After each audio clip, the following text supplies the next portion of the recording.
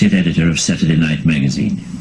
You say that what the media do is to ignore certain kinds of atrocities that are committed by us and our friends, and to play up enormously atrocities that are committed by them and our enemies.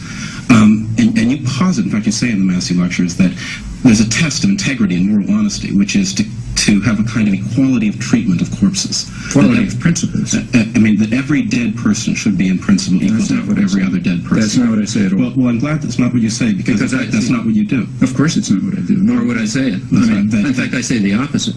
What I say is that we should be responsible for our own actions primarily. That's something quite different. But Polish with 100 priests. I wasn't equating them. I was comparing the treatment of them. If you want my value judgment, we should give much more attention to one priest who we've killed than to 100 priests that they've killed. Notice that this is exactly your method. That's exactly my method. Because your method is to ignore, is not so much not only to ignore the corpses created by them, but also to ignore corpses that are created by neither side, but which are irrelevant to your ideological. That's totally untrue. Well, let me give you an example. One of your own causes that you take very seriously is the cause of the Palestinians, and a Palestinian corpse weighs very heavily on your conscience, and yet a Kurdish corpse does not. That's not true at all. I've been involved in Kurdish support groups for years. That's absolutely true. It's absolutely false. I mean, just ask the people who are involved in, they come to me, I sign their petitions and so on and so forth. And in fact, if you look at the things we've written, and it takes take a look. I mean, I'm not Amnesty International. I can't do everything. I'm a single person. But if you read, say, take a look, say, at the book that Edward Herman and I wrote on this topic. We wrote a book about this in 1979. In it, we discuss three kinds of atrocities, not two, three kinds of bloodbaths. What we called benign bloodbaths, which nobody cares about, constructive bloodbaths, which are the ones we like, and nefarious bloodbaths, which are the ones that the bad guys do. Constructive bloodbaths are things like the Indonesian massacres, which we supported. Nefarious bloodbaths are like Pol Pot. But we also discussed ones that nobody cares about, like Burundi. For example, we have probably the only discussion in the literature, I guess, of the massacres that were going on in Burundi at that time. We probably have the only discussion in the literature, at least that I know of the massacres that are going on in Burma. Well, in fact, not only is what you say not true, but it's the opposite of the truth. We went out of our way to find the kinds of bloodbaths that are just ignored because nobody cares about them. Now, again, let me stress, I'm not Amnesty International. I do not have I don't have the ludicrous egotism which makes me the arbiter of all atrocities over the world, right? I'm not trying to give an A to this country and a B minus to this country and so on. The principle that I think we ought to follow is not the one that you stated. It's the principle that we rightly expect Soviet dissidents to follow. So what principle do we expect Sakharov to follow, let's say? What lets us decide whether Sakharov's a moral person? I think he is. Sakharov does not treat every corpse does not treat every atrocity as identical. He has nothing to say about American atrocities. And when he's asked, he says, I don't know anything about them, I don't care about them. What he talks about is Soviet atrocities, and that's right, because those are the ones that he's responsible for. It's a very simple ethical point. You're responsible for the predictable consequences of your actions. You're not responsible for the predictable consequences of somebody else's actions. Now, we understand this when we're talking about dissidents in the Soviet Union, okay? But we refuse to understand it when we're talking about ourselves for very good reasons. Commissars in the Soviet Union don't understand it about dissidents.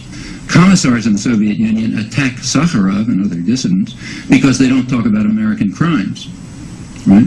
We understand exactly why that's just hypocrisy and cynicism when they do it. And we should understand the same when we do it. Now, the fact of the matter is that I spend a fair amount of effort on crimes of official enemies.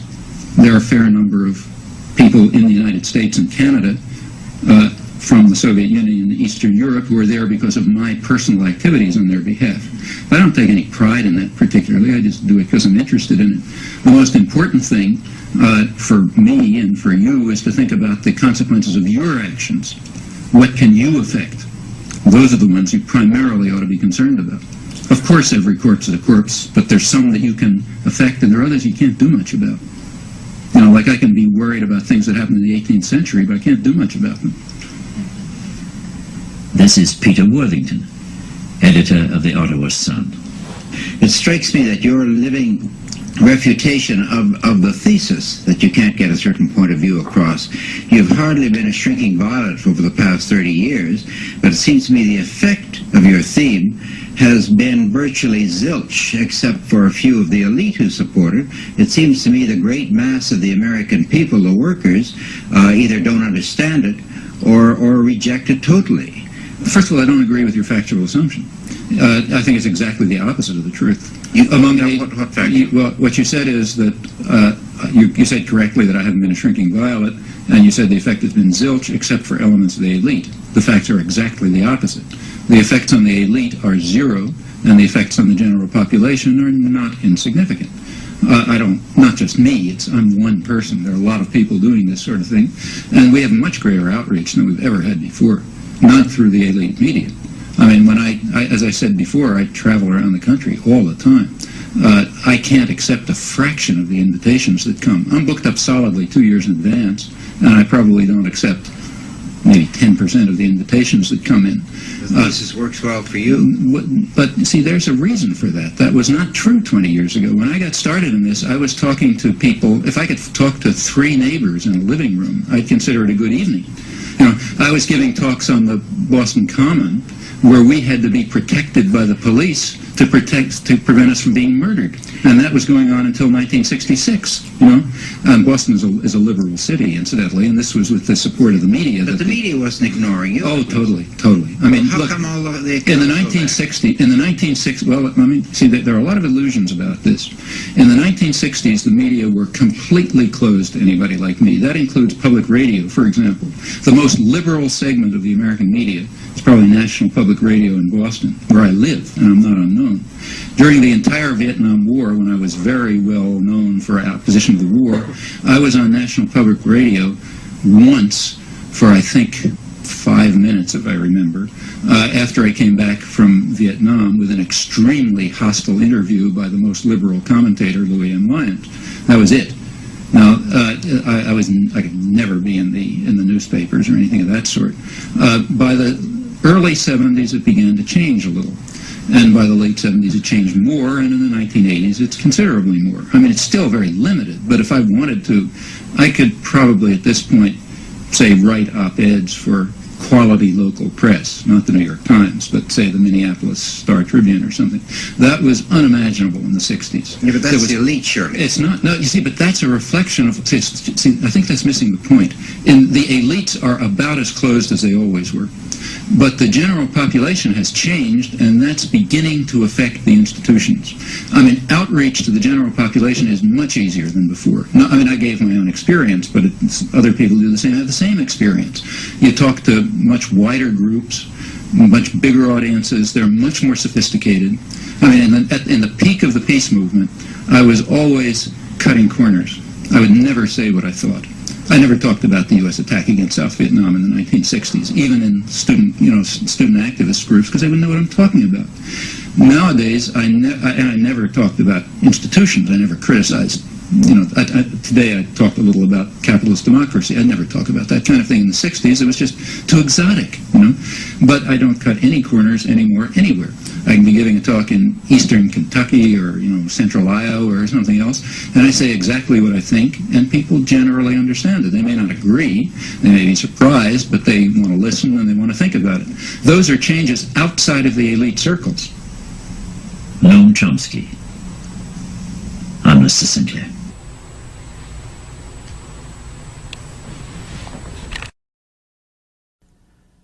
Several weeks ago, Professor Chomsky presented some of the material in these lectures to an audience at Ryerson Polytechnical Institute in Toronto, after which he was questioned by a panel of Canadian journalists. This is David Frum, Associate Editor of Saturday Night Magazine. Professor Chomsky, you argue for a model of the media in which the media argue for and defend the established institutions of society, and any deviation from that defense is dismissed or even suppressed. so that views that that dissent from the overwhelming consensus that characterizes our society cannot get a hearing. Now, here you are tonight in a large lecture hall, Canada's most prestigious journalism school, speaking to an audience of journalists who are hearing your remarks with apparent approbation. Your remarks are being broadcast on the government-owned radio network as part of the most prestigious lecture series on that network. How'd that happen? Recall that what I said was that this is a very good first approximation to the description of a complex social institution. Now, you remember that I mentioned, I'm afraid this remark may sound a little insulting, but let me try to say it without sounding that way. I specifically mentioned that in the United States, for example, if I wasn't talking about, say, listener-supported radio in a small community. In fact, as you get away from the elite centers that matter, things open up. Okay. Now, the fact of the matter is that Canada is a much more open society in this respect than the United States, and the reason is it's less important. This generalizes.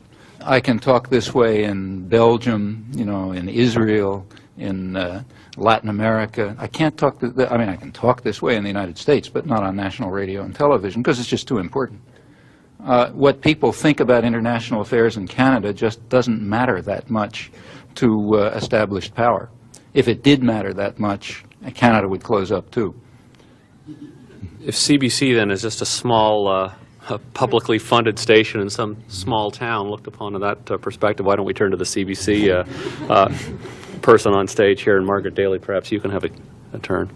Well, I was intrigued by the thesis and particularly impressed by the volume of sort of factual documentation, and I look forward to reading this stuff in a long version. I guess the question that I want to ask, though, is given that this information is so, given that this information isn't discussed, you lay it all out, supposing people knew it, and obviously individuals do know it, minorities, intellectuals, foreign affairs buffs, if you want to call them that, those kinds of people can assemble all this information, then what it doesn't seem to make any difference, and why is that? Well, I think it does make a difference. I think it makes a lot of difference. I mentioned, not entirely jocularly, that if a third world country today were to put forth the American Constitution, we'd call it a reversion to Nazism, and I mentioned that that's a sign of hope and progress. There has been moral progress over 200 years. There's also been progress over 20 years, 30 years, in my active lifetime. Again, I'm talking mostly about the United States, but it's a different country than it was 20 or 30 years ago. Now, elites are not different.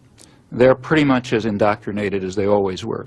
Elite group, contrary to a lot of necessary illusion, elite groups, including liberal intellectual elites, did not oppose the Vietnam War. They supported the Vietnam War, supported it enthusiastically. They began to turn against it somewhat after Wall Street turned against it, and more or less for the same reasons, because it was too costly. The media were almost totally closed to critics of the war. But among the general population, this crisis of democracy did take place, and it changed the society. I think it led to probably, I hope, a permanent cultural change outside the elite centers. And the United States is just a different country than it was 20 years ago in a lot of respects. Everything from interpersonal relations to treatment of ethnic minorities to concern over international affairs and so on. You can see, and the reason is because outside of while the major institutions of indoctrination continue on their natural course, other modes of interaction did develop, and they remained, you know, they're informal, they're inefficient. They may, I mean, I spend probably 80%, I don't know, some huge percent of my time traveling around the country giving talks. Well, you know, that's less efficient than writing for a major journal, but people do this, and ultimately it makes a difference. There are solidarity groups, there are all kind of organizations and so on, and they do make a difference. You can see it. So take, for example, I mentioned the U.S. attack against South Vietnam in the early 1960s. You compare the early 1960s with the 1980s.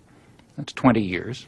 When Ronald Reagan came into office, his administration, in my view, intended to emulate John F. Kennedy and Lyndon Johnson.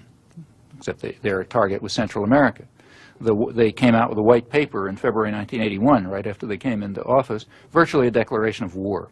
The communists are taking over the world. We've got to go in there and stop them. It was a precursor to direct U.S. military intervention in Central America. Now, what happened? What happened, and the media, incidentally, bought the whole story. There was virtually no criticism of the white paper when it came out, just enthusiastic support for it. However, the general population didn't, because the population is not what it was in the early 60s. When John F. Kennedy started sending the American Air Force to bomb South Vietnam on a regular basis, there was no protest. You couldn't get two people together in a living room to talk about it. And it didn't have to be hidden either. It was on the front page of the newspapers. Nobody cared. We want to bomb another country? Great. Let's go to the next thing. When Ronald Reagan's administration sort of indicated that they might try to turn to direct military intervention, there was a convulsion in the country. People started coming out of the woodworks. It ranged from a massive flow of letters to Washington, to demonstrations, to church groups getting involved. A whole array of protests began to develop spontaneously without any organization and structure. The reason is the country is just a lot different. Well, what happened? What happened is that the Reagan administration backed off. They, in fact, told the media to cool the rhetoric, to cut back the inflammatory rhetoric. They were afraid that much more central themes of their program would be endangered. After all, remember that they were trying to ram through a program that the population was strongly opposed to, a domestic economic program. They were trying to ram through destruction of the limited welfare measures that exist in the United States, a huge transfer of resources from the poor to the rich, a massive increase in state power, and huge public subsidy to high technology industry through the Pentagon system and so on. All of these things are contrary to what the public wanted, and they didn't want any protest about them. So what they did was back off from their inflammatory proclamations about Central America, and they went underground. That's what the Iran-Contra hearings were about. The administration was driven underground. The domestic population would not tolerate the activities that they wanted to carry out, and they therefore had to turn to illegal clandestine activities. Now, the Reagan administration was notorious for the level of its clandestine activities. And clandestine activities are a pretty good measure of popular dissidence. If there isn't any popular dissidence, you don't have to carry out clandestine activities. You can carry out overt international terrorism and violence, which is much more efficient. Overt violence is much more efficient than clandestine violence, for obvious reasons. I mean, for one thing, it's just more efficient to do. For another thing, there isn't any risk that it will be exposed, which will cause, a scandal and so on and so forth. And in fact, the state was driven underground by popular dissidents. Well, that's important. Those are, I think that's one of the many reflections of the difference between the 1960s and the 1980s. I think and in fact, even the media are different. Bad as they are, I mean, as you can see, I'm no great enthusiast for the elite media, but they're better than they were 20 years ago. I mean, they're not as closed and restricted and constrained as they were 20 years ago. And that includes the elite media. So there are slow changes. And I think there is a slow move towards general democratization, much too slow, but not insignificant. And those are things that, first of all, one can be somewhat hopeful about, but it also teaches you a lesson. It means there are things you can do. After all, these are societies. Our societies, like Canada and the United States, have one tremendous virtue. The state is very restricted in its capacity to use force against citizens. By comparative, it's not zero, but by comparative standards, it's low. And that means there's a great range of options available. People want to make use of them, and many do, and it makes a difference. Noam Chomsky. I'm Mr. Sinclair.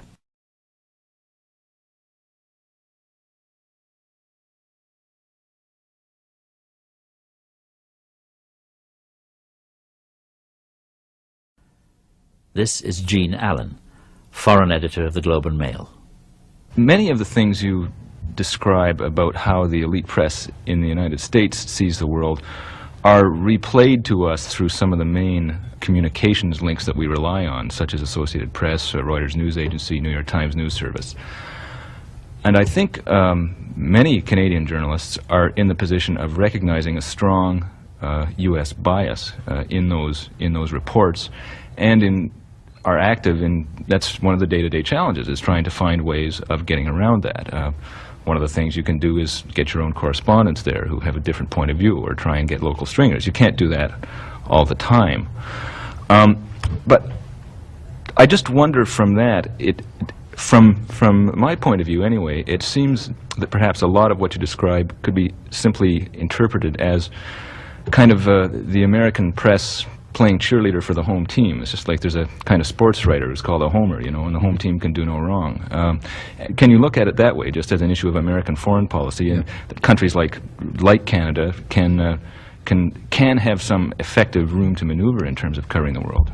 Well, I think there's something to that, but you know, we have to be careful about what's the home team. I mean, for example, what the American press defends is the interests of elite elements in the United States. Now, it may be that the general population is strongly opposed to elite elements, but they're not the home team. It's the elite elements that are the home team for the reasons that I mentioned. So on, say, Central America, there's no doubt that the general population has been pretty much opposed to these policies, but the home team is in favor of them and the press is in favor of them. Let's take Vietnam, the Vietnam War. There, that was very interesting. At first, the general population was strongly in support of the war, strongly in support. But it changed. By about 1969, the population was largely opposed to the war, and on interesting grounds. The population was opposed in principle. Again, you take a look at the Gallup polls. Up until today, or at least 2 years ago, which is the last one I saw, about 70% of the population regularly says the Vietnam War was fundamentally wrong and immoral, not a mistake. Now, among opinion leaders, it's not 70%, it's like 40%. Opinion leaders includes clergy and businessmen and so on. When you get to the real intellectual elite, the percentage is about 0. There's even at the peak of opposition to the war, like around 1970, the real intellectual elite, you know, as picked by various standards, was of course opposed to the war. So was everybody, including Wall Street, but because it was just not paying anymore. But they were opposed on pragmatic grounds. It wasn't working, it was too costly, it was maybe too bloody, and so on. But fundamentally wrong and immoral, not a mistake, that position is barely expressed in the ideological system, but it's the position of about 70% of the population. Now, here we have a striking case where, you know, the home team that you're working for is not the general population. It's a very specific interest in the general population. I think that's true on a lot of issues. Let's turn to a totally different question. Take nuclear test ban. Just through popular grassroots organization, the population was about 75% in favor of a nuclear test ban 2 or 3 years ago. Elites were strongly opposed to it, liberal, conservative, everyone else. They were so strongly opposed to it that when the Soviet Union declared a unilateral test ban, the media barely covered it. I mean, they noticed it and disparaged it and told various lies about it. And when it was renewed, it was barely even covered. And it was hardly even an issue in the elections, even though 75% of the population was in favor of it, had virtually no elite support except maybe an occasional gesture. That's a very strong elite position, but it's not reflecting the general public. So I think there's something to what you say, but I think one has to be more discriminating about how to define the home team. The home team means the people who own the country and therefore ought to govern it. Or the official home team. Yeah. Peter Worthington, editor of the Ottawa Sun. Your talk of the Vietnam War, the turning against it, and you said for moral grounds because it was an immoral war. On the general population, not the elites. My view would be that the public turned against it, regardless of the point that I think it was a mistake, but I think the public turned against it primarily because it was a losing war. And can you give me any indication of a winning war that's been unpopular? Well, can I give any indication of a winning war that's unpopular? See, quite honestly, I think the Vietnam War was a winning war from the United States for the United States. It looked like a winning war. But that's indoctrination. We're propaganda. That's indoctrination. Oh, yeah, see, in order to decide, let's be careful. That's fine. Let's be careful. To decide whether a war is a winning war or not, you have to figure out first why it was fought, right? That's what tells you whether it was a winning war. A variety of ways to tell it's That's winning. right. There are a lot of ways to, well, but one of the ways, if you're logical, is to ask what were the goals of the war and were those goals achieved. That's the way you decide whether a war is a winning war, right? If we do that, we're not going to do this in 1 second, but let me again just talk methodologically, because there's no time to go through the whole story. You can look up the documents. There's elaborate documentation on the background planning for the Vietnam War, elaborate documentation on the high-level planning. And the main concern all along was that independent nationalism in Vietnam might be what was called a rotten apple that would infect the barrel. It might have a demonstration effect throughout the region, very much like Nicaragua. And there's a way you deal with that. The way you deal with a virus that might infect the region, the virus in this case being independent nationalism, the way you deal with it is by destroying the virus and inoculating the region from the spread. Now that was done. The Vietnam War had a dual character. You had to destroy the possibility of independent development in Vietnam, and you had to create around it brutal military dictatorships which would prevent the spread, and both of those things were done reasonably effectively. Part of the Vietnam War was the support for the Indonesian massacres in 1965, a very significant part. Part of the concern over Vietnam was that it would encourage the growth of independent politics in Indonesia, where you had a huge mass-based, peasant-based communist party. And success in Vietnam might have spurred that on. In 1965, that party was wiped out with the slaughter of maybe 700,000 people to enthusiastic support in the West, I should say. That was part of the inoculation of the region. Same happened in Thailand, same happened in the Philippines with the Marcos coup, all around the region. Meanwhile, Vietnam was sufficiently destroyed, so the chances of it being a model for anyone else are very slight. I mean, Vietnam will probably barely survives.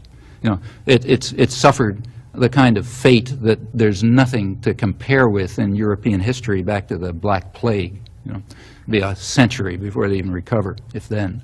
So that's a partial victory. Wow. It's in terms. So here you didn't have a total victory. They didn't get their ultimate goal. You know, if you call success only achievement of every goal, even the minor ones, then it wasn't a victory. But if we give an accurate assessment, it was a partial victory. Partial defeat, partial victory. They didn't reabsorb Indochina back into the American system, but they prevented it from being the threat of a good example. In this respect, the American war in Nicaragua is also a partial victory. Now, we can answer the question what the American population thought about the war. We can answer it because it's a very heavily polled population, and we don't have to speculate. We can look at public opinion studies, and they changed over time. By the late 60s, the population was largely opposed to the war on moral grounds, not on grounds that it was going to fail. By the 70s, with the continued improvement in the cultural climate among the general population, those figures went up. By 1982, it was 72% answering yes to the war is fundamentally wrong and immoral, not a mistake. And those figures are particularly dramatic because there was virtually no articulate expression of this view. You go to the extreme doves, you know, Anthony Lewis and so on, they were not saying this. They never said it. What they were saying is it's a mistake. Maybe some of them might have said it's too bloody. If you want some actual evidence on this, don't take my word for it. Go to the evidence. There is an interesting study called The American Intellectual Elite. It came out around 1974. It's done by a sociologist named Charles Kadushin. It's a study of the attitudes of people called the American intellectual elite. I agree, it's a totally idiotic concept, but the people he studied are probably no worse a sample than others. I was actually one of them, so I watched the study go on. This study was taken in May 1970. That's rather important. If you look back, you'll discover that that was the peak period of opposition to the war, right after the invasion of Cambodia. That was the period when the colleges were closed down, you know, the whole country was blowing up. Right at that point, this survey was taken of the American intellectual elite, you know, people who write for the New York Review of Books and all this kind of fancy stuff. There were 200 people in the sample. Everybody was against the war, but so was Richard Nixon, you know, so that didn't mean anything. The question is, why were they against the war? Well, they broke down into three categories. Most of them were against the war on what the editor called pragmatic grounds, meaning can't get away with it. A smaller percentage, I forget the numbers, I think maybe a third or so, were against the war on what they called moral grounds. Funny word. Moral grounds meant it's too bloody. In other words, you're killing too many children. You know, you kill fewer children, it's okay. Then there was a tiny group, actually it was maybe 2 or 3 people in the sample, I was one of them, who were opposed to the war on what the editor called ideological grounds. Now, the term is interesting. Ideological is a bad word, you know. What it means is that this statistically irrelevant sample, you know, like 1% or something, were opposed to the war on principle, namely on grounds that aggression is wrong, even if it succeeds. See, if they had asked the question, what do you think about the Soviet invasion of Czechoslovakia? The question wasn't asked, but if it had been asked, everybody would have been against it. Nobody would have been against it on pragmatic grounds because it worked. And nobody would have been against it on what are called moral grounds because it wasn't bloody. You know, they only killed 1 person or something. So it's on moral grounds. Everybody would have been against it on ideological grounds, except nobody would have called that ideological. You would have just called it human or principled. But not in the Soviet Union. I'm talking about the United States. Yeah, but don't put America on Russia's war. Sorry. Have the Soviet Union talk about Vietnam. You're missing my point. My point is that in a U.S. study, opposition to an American war, to aggression on grounds of principle is called ideological, and it is marginal when it's U.S. aggression, and it's considered normal and proper when we're talking about Soviet aggression. Now, here's my point. At a time when the population was moving towards large-scale opposition to the war on grounds of principle, the intellectual elite was only by statistical error did you find anybody who was opposed on grounds of principle. And that's at the peak period of opposition to the war. I think those things are pretty revealing.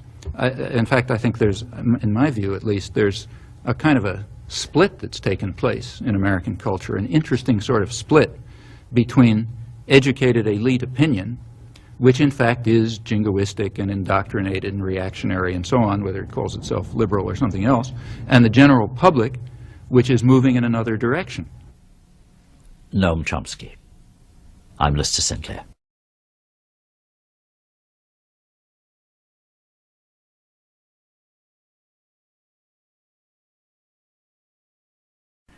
This is reporter and filmmaker Kevin McMahon. It's my impression that most of the population feels that it's being propagandized, and they turn more and more towards using media as strictly a source of entertainment. You know, it's a postman idea about it doesn't really matter what they say because they say it so stupidly that you know, people are just consuming it for a laugh. And I wonder if now that doesn't become more of a problem really than propaganda. I mean, despite the really impressive evidence that you amass, I don't think most people would be convinced by a couple of sentences saying we're propagandized. And so, yeah, I wonder if entertainment isn't really the greater problem now. Yeah, I think what you said is very important. What I've been talking about gives a kind of a skewed picture. I maybe should have emphasized more, but remember, I'm talking about the elite media. The elite media target largely educated people. They target the political class, the more or less politically active class. It's a pretty small percentage of the population, the articulate elite intellectuals. And that's the kind of propaganda I've been talking about, and that's only a small part of the system. Things have to be done for the rest of the population, too. They have to be marginalized, but they're not going to be marginalized by telling them lies about foreign policy, because just as you say, they don't believe most of what they read. There's just a kind of a general populist skepticism, along with this sense that the government is run by a few big interests looking out for themselves, is the sense that the media are probably lying to us. So for most of the population, the media system is, I think, a different one. It's not just the case that it tries to entertain them. It tries to entertain them through means which will intensify attitudes that support the interests of elites. So you want, for example, let me give some cases. Take the emphasis on professional sports. Now, it sounds harmless, but it really isn't. Professional sports are a way of building up jingoist fanaticism. You're supposed to cheer for your own team. I just to mention something from personal experience. I remember very well myself when I was, I guess, a high school student, sudden revelation, you know, when I asked myself, why am I cheering for my high school football team? I don't know anybody on it. If I met anybody on it, I'd probably hate each other. You know, why do I care whether they win or if some guy a couple blocks away wins? Well, you know, and then you could say the same thing about, you know, the baseball team or whatever else it is. This idea of cheering for your home team, which you mentioned before, that's a way of building into people irrational submissiveness to power, you know. And it's a very dangerous thing. And I think that's one of the reasons it's such a big, it gets such a huge play. Let's move to something else. The indoctrination that's done by TV and so on is not trying to pile up evidence and give arguments and so on. It's trying to inculcate attitudes. I mentioned a couple of cases, but there are a lot more. Let's take, say, the bombing of Libya. Why did the American public support the bombing of Libya? Well, the reason is that there had been a very effective and careful and intense inculcation of racist attitudes about Arabs. I mean, anti-Arab racism is the one form of racism in the United States that's considered legitimate. I mean, plenty of people are racists, but you don't like to admit it, you know. On the other hand, with regard to anti-Arab racism, you admit it openly. I mean, you read a journal like, say, The New Republic, and what the kinds of things that they say about Arabs, if anybody said them about Jews, you'd think you're reading Der Stürmer, you know. I'm not joking. And nobody notices it, you know, because Arab anti-racism is so profound.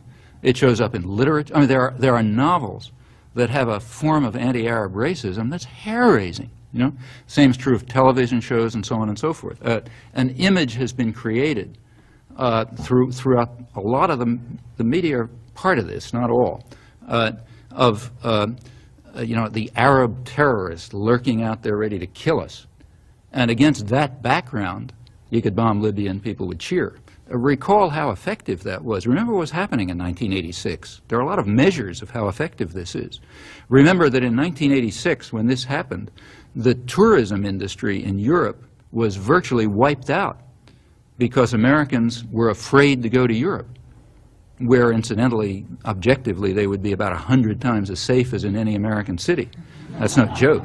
But they were afraid to go to Europe because they got these Arab terrorists out there trying to kill us, you know. Now, that was not from New York Times editorials. That was from a whole array of television and novels and soap operas and, you know, massive symbolism and so on and so forth. And that's effective. I mean, that's the anti-communist hysteria is developed that way, too. The communists are out there ready to kill us. Who are the communists? I don't know, you know. They're out there ready to kill us, you know.